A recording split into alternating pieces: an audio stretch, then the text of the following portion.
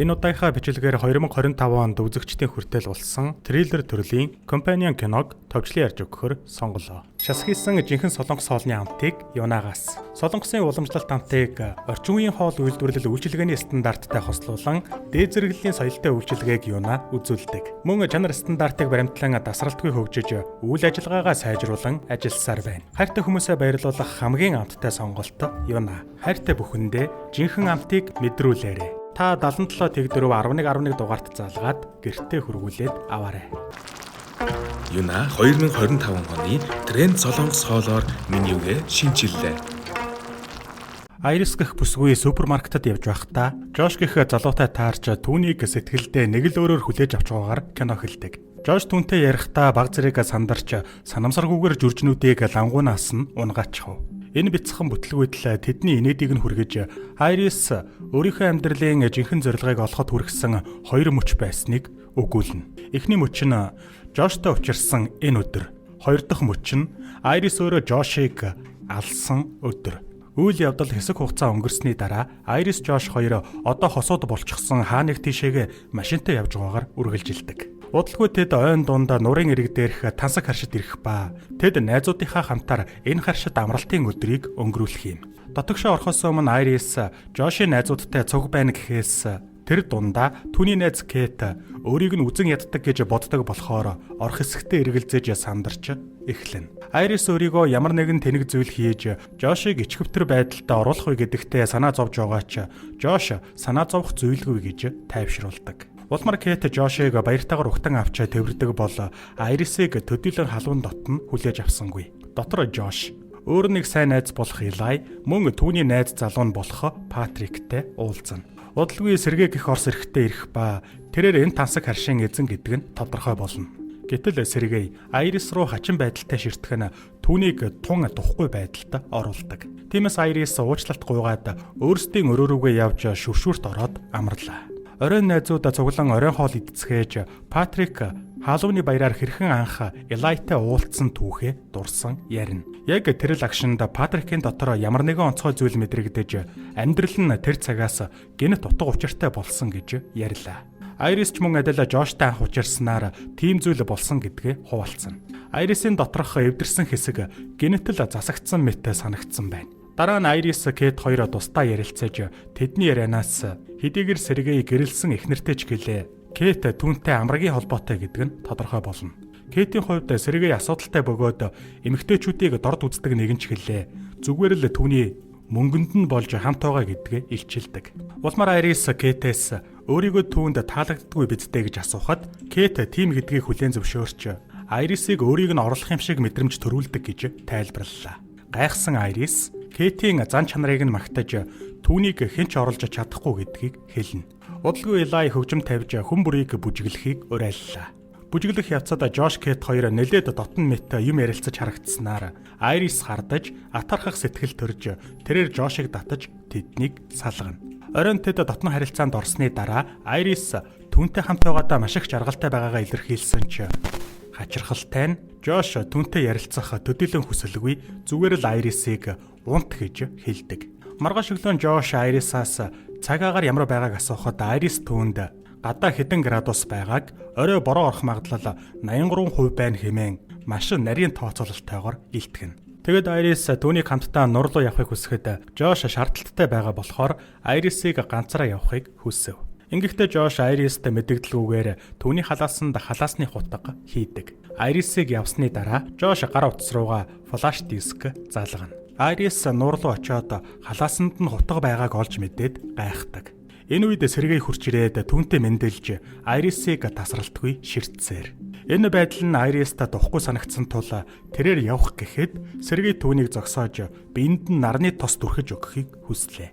Улмаар Айрис дуртай дургүй түүний нуруунд нарны тос дүрхэж байтал гэнэт сэргээ түүний гарыг нь атгахснаар нөхцөл байдал эвгүүцэн. Айрис гарыг нь тавихыг хүсэхэд сэргээ Кэт ингэж болно гэж хэлсэн. Энэ чиний хийдэг зүйл хэмээн тайлбарлан түүнийг үнсэж эхэлдэг. Хэсэг хугацааны дараа найзууд ярилцаж байтал гэнэт Айрис цуснд хутгалтчихсан орж ирэх нь тэр.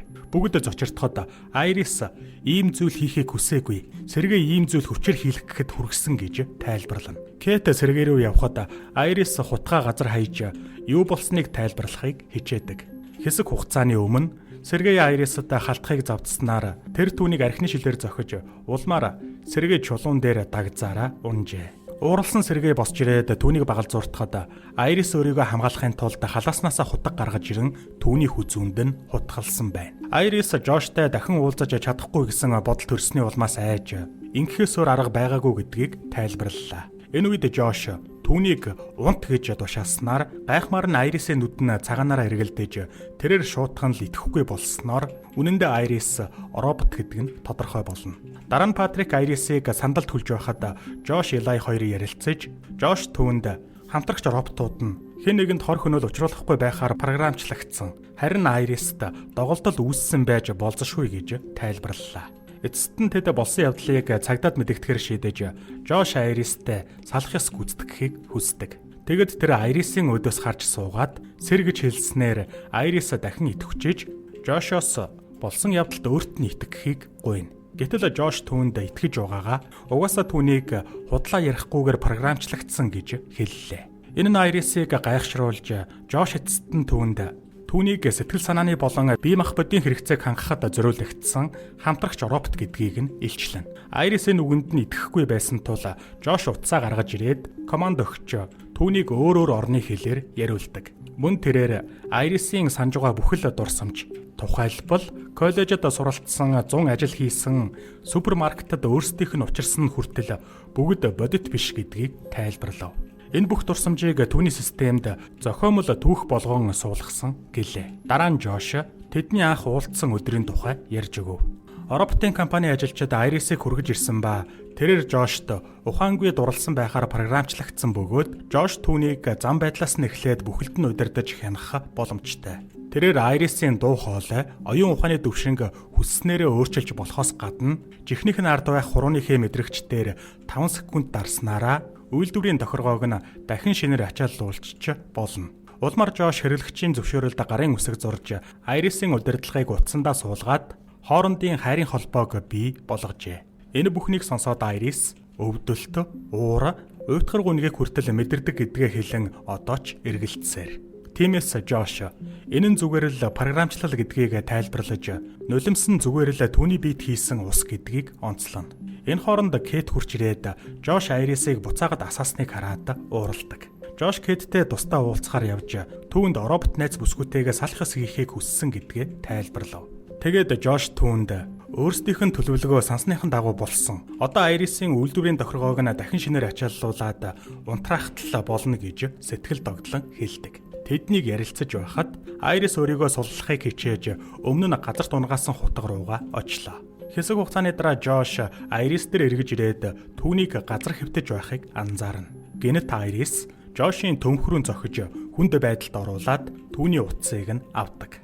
Явхаас өмнө Айрис Кэтэд Жошд мөс тавьж байдлаа сайжрахгүй бол эмнэлэгт хүргэхийг зөвлөлөө. Дараа нь Жош Кэтнаар Элайтай уулзаж Жош түнд өөрийгөө Айрисын програмд нэвтэрч өөрчлөлт хийн түрмэглэл болон өөрийгөө хамгаалах чадварыг нь нэмэгдүүлсэн гэдгээ тайлбарлана. Ингэснээр Жош Айрис сэргээг хөнөөхөд хүргэсэн ба энэ төлөвлөгөөнд Кэт оролцсон болж таардаг.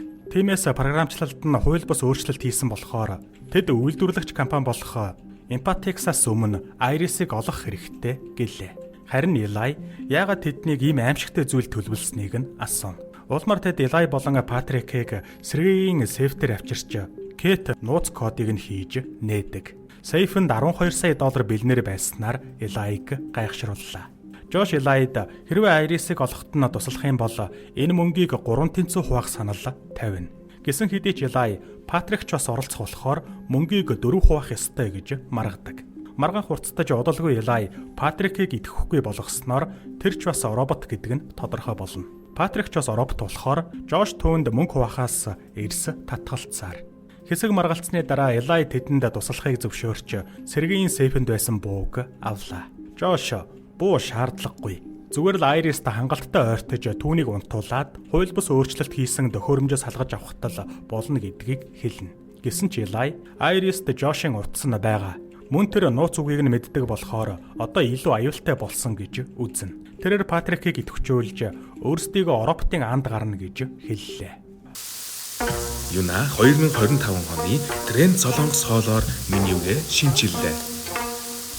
Ойд Айрис Жошийн утсыг ашиглан өөрийнхөө удирдах хэсэгт нэвтэрч дуу хоолойны командыг нь идэвхгүй болгодог. Дараа нь тэрээр бусад тохиргоонуудыг туршиж үзэж эхлэнэ. Нүдний өнгөө өөрчлөхөөс эхлээд дуу хоолойны өнгө зэргийг өөрчилж туршлаа.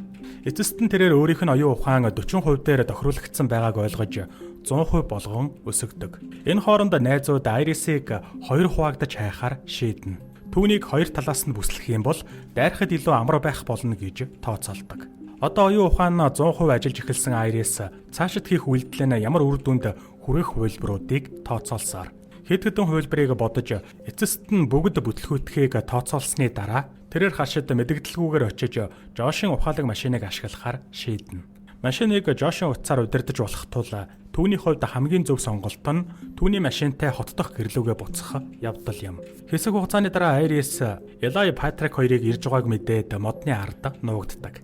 Жош Айрисийн программыг хууль бусаар өөрчилж хүн амны хэрэг үйлдэхэд хүргэсэнд Элай уурлаж байгаагаа Патриктэй хуваалцсан. Үүнийг сонссон Патрик хэзээ нэгэн цагт Элайг өөрийнх нь програмчлалыг өөрчлөхгүй биздэй гэж асуулаа. Тэрээр олон жил Элайтай хамт байхдаа бага багаар ойлгосон бөгөөд өөрийгөө Европт гэдгийг мэднэ гэдгээ хэлдэг. Гэхдээ тэр Европт байх нь хамаагүй. Учир нь түүний сэтгэлд Элайтай уулзсан дурсамж нь бодит бөгөөд үргэлж нандинаж явдаг зүйл гэж хэллээ. Түүний хэлхийг сонсоод Элайын сэтгэл нь хөдөлж тэрээр Жош Айрист хандсан шиг Патрикт хизээч тэгж хандахгүй гэдгээ амлана. Энэ хооронд Жошийн утас дугарснаар Айрисын нуугдаж байгаа газрыг нь илчилдэг. Тэр дөрөв Айрис зогтаахад Элай хэд хэдэн удаа бууддагч онсонгүй. Гэсэн ч Элай эцэст нь Айрисыг барьж хэсэг хугацаанд тэмцэлдэнэ. Бууны төлөө тэмцэлдэх зураа Айрис бие хамгаалснаар Элайыг бууддаг. Үүнийг хараад Патрик хүнд цохилтонд ороход Айрис түүнээс уучлалт гуйгаад зугтааснаар Жош түүний араас явлаа. Удалгүй Айрис Жошийн машинд сууж хаалгыг нь түгжихдээ түүний гарыг нь хавчих ба Жош түүнийг гарч ир гэж хашгирсаар Айрис машиныг гэрт нь буцааж хүргэж өгөхийг тушаадагч түүний хоолойг танихгүй байсан тул тушаалыг нь дагсангүй. Энэ боломжийг ашиглан Жош чулуугаар машины цонхыг нь хагалахыг оролдсоор өөрийнхөө тохиргооноос дуу хоолойнд бүдүүлэх өөрчлөлтийн команд өгч дурчсаар эцэст нь өөрийгөө Жоштой адилхан хоолойтой болгон машиныг хөдөлгөж чадна. Харин Жош хөлөө дайруулад хоцорлоо.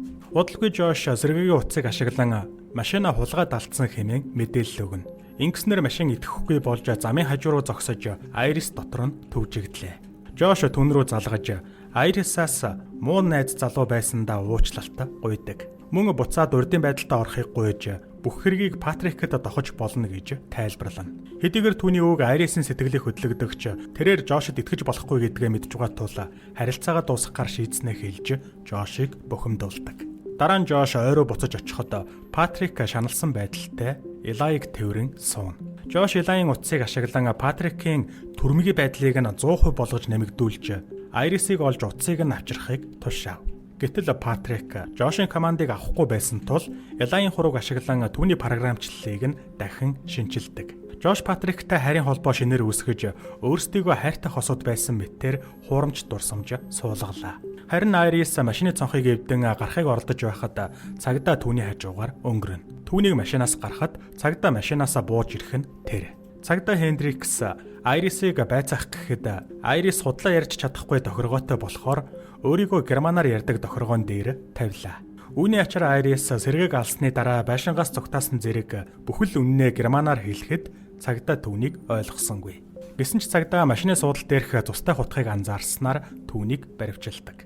Энэ үед Патрикийг ирж байгааг анзаарсан Айрис цагдаад анхааруулахыг оролддогч Патрик цагдааг хөнөөнө.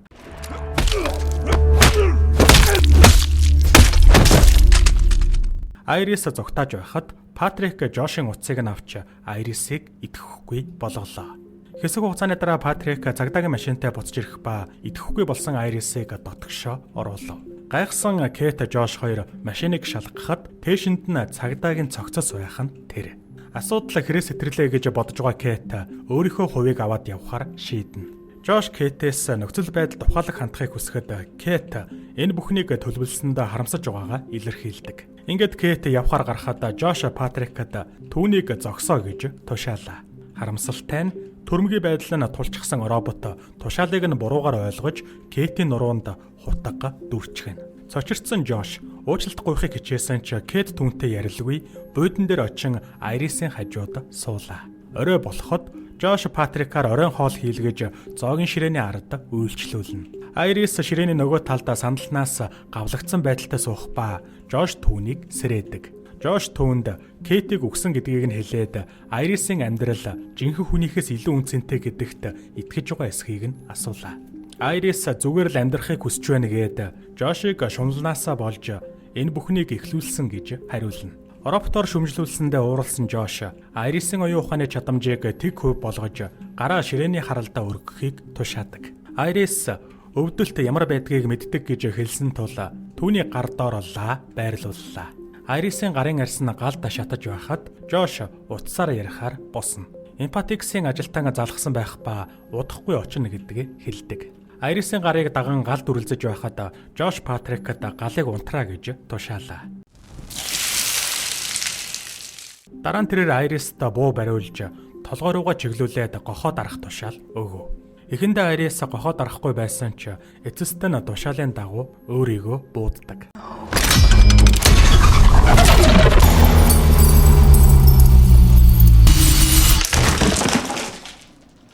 Удалгүй Empatix-ийн хоёр ажилтан ирж Айрисыг авч явахад бэлдэнэ. Жош тэдэнд Айрис өөрийг нь найз Кэдтэй хардаж түүнийг болон найзуудыг нь хөнөөсөн гэж худлаа тайлбар өглөө. Тэрээр Патрикад цагдаагийн өмсгөлийг өмсөөлж түүнийг өөрт нь тусалсан цагдаа Хендрикс гэж танилцуулдаг. Гэтэл ажилтан Луйраас сэргийлэхийн тулд Ороптын харж сонссон бүхэл зүйлийг бичдэг Айрисын бичлэгийг хянаж үзнэ гэдгээ мэдэгдэнэ. Жош Айрисыг өөрийнхөө толгойд буутсан болохоор бичлэг байха боломжгүй гэхэд ажилтан бичлэг хийдэг чухал хэсэг нь хэвлэх хэсэгт нь байрладаг гэж тайлбарладаг. Тиймээс Айрисыг машиндаа аваачиж холболт хийгээд системийг нь дахин сэргээн юу болсныг шалгана гэлээ. Үүнийг сонсоод Жош өөрийгөө бүтлгүүцсэн гэдгийг ухаарна. Ингээд Айрисыг машинд хийснийхээ дараа хоёр ажилтан хөдлөх гэж байтал Патрик тэдний өмнө зам дээр зогсож байхыг хараад гайхдаг. Патрик гал нээж нэг ажилтанг нь хөнөөгөөд өөрөө зүгтааж буй ажилтны араас хөөлөө. Энэ хооронд машинд системд холбогдсон Айрис дахин ачааллаж дуусаад дахин идэвхж байна.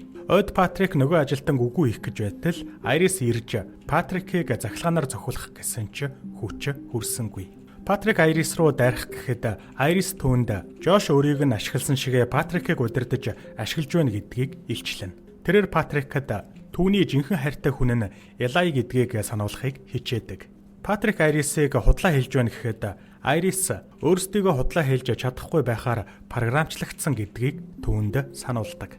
Үүнийг сонсоод Патрик зочирдож эцэст нь тэрээр Элайтай өнгөрүүлсэн сайхан дурсамжуудаа санана. Эдгээр дурсамжууд түүний сэтгэлийг нь шархлуулж үргэлжлүүлэн амьдрах утга учиргүй болсон тэрээр өөрийгөө захилгаанаар зохиулж идэхгүй болголоо.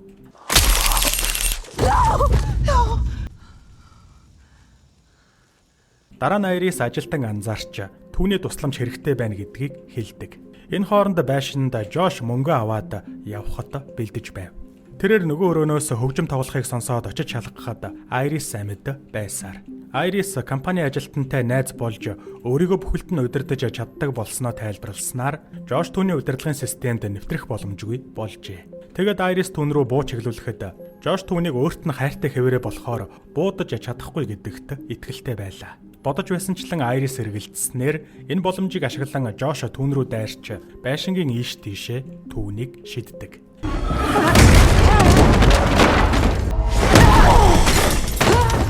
Эцэст нь Жош түүний дээр гарч хэдийгээр тэд ийм байдалд хүрсэн ч гэлээ өөрсдийгөө сайхан мөчүүдийг хамтдаа өнгөрүүлсэн. Үргэлж энэ мөчүүдэд нандинах болно гэж хэлв. Жош түүн рүү бууга чиглүүлээд Айрисыг эцсийн үгээ хэлхийг хүслээ. Энэ үед Айрис автомат дарс онгойлгогч авч түүний толгойд зоосноор тархийг нь өрөмдөж хөнөөдөг.